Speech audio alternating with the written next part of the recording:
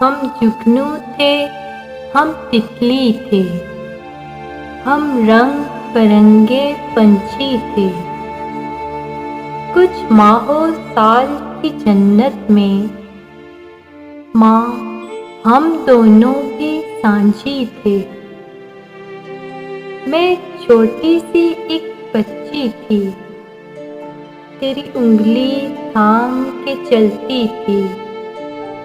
तू दूर नजर से होती थी, मैं आंसू आंसू रोती थी। एक ख्वाबों का रोशन बस्ता तू रोज मुझे पहनाती थी।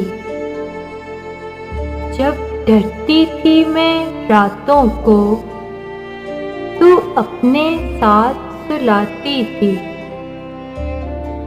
माँ, तूने इतने बरसों तक इस फूल को सींचा हाथों से। जीवन के गहरे भेदों को मैं समझी तेरी बातों से।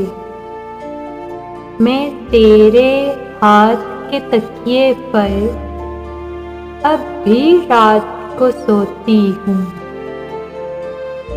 माँ, मैं छोटी सी एक बच्ची तेरी याद में अब भी रोती हूँ।